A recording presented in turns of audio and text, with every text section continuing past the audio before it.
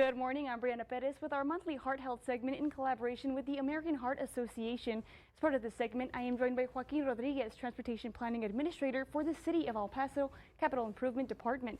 Thank you for joining us. Thanks for having me. Of course. Well, today's topic will focus on the City of El Paso's Complete Streets policy. Let's first start by talking a little bit about that policy and what it entails. So the Complete Streets policy was adopted by City Council last year. Essentially, the policy is a way for us to start rethinking the way that we design streets in a way that's more user-friendly, that's more safety-focused, and that really prioritizes all users of streets. That can include people riding bikes, pedestrians, folks who are using mobility devices, really just focusing on providing an inviting environment that's walkable and that encourages people to get out and get active and start creating connections that aren't vehicle connections between a lot of our different facilities, a lot of our different amenities throughout the city. Again, just creating safe, walkable environments for the citizens of El Paso. So let's talk a little bit about the benefits that these El Pasoans get with this policy. So the benefits really are, there's a lot of aspects to the benefits of Complete Streets, not just for the people of El Paso, but for visitors to El Paso. Complete Streets can offer an opportunity for folks to live more active lifestyles through cycling, through walking. There are some economic development benefits through making streets that have an enhanced streetscape where folks feel more inviting, businesses are more likely to locate there. And then there are, of course, some very real safety aspects to complete street design, ensuring that what we refer to as our vulnerable users, so folks who are on bikes, folks who are walking, elderly and minority groups who are historically more impacted by crashes throughout communities all across the U.S., ensuring that those folks have a safe and comfortable experience when they're using our streets. And what does this cost taxpayers? So if the program is rolled out properly, it's really a zero cost to the taxpayers.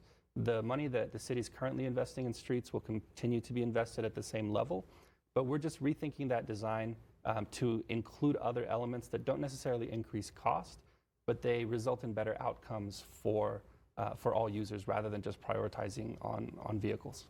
Perfect. And what can you tell us? I know you guys are searching for the Mobility Advisory Committee. Can you tell us a little bit about the requirements and how you're looking for those members? So the Complete Streets policy established two committees. One is the Technical Review Committee, which is made up of city staff. The other is the Mobility Advisory Committee.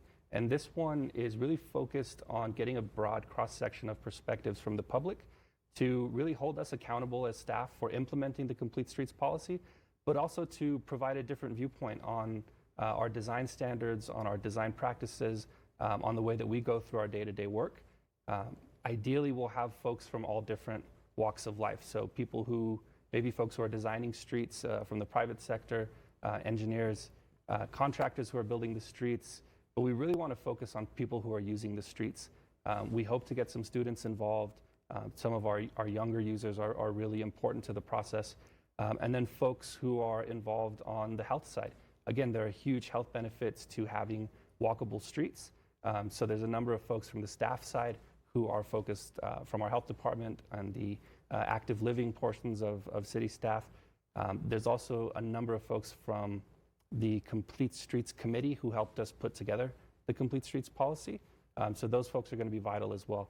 But right now we're in the application phase, so all members of the public are encouraged to apply. If you're a teacher, encourage your students to apply. We really want to have as broad a cross-section as possible. And last question here is, how does this policy kind of help your heart health? So Complete Streets, again, promoting walkability and creating a safe environment for people to walk has proven to show a lot of health benefits. Ultimately, if you have an environment where people don't feel safe walking, they're a lot less likely to do that. If people don't feel safe biking, they're a lot less likely to bike.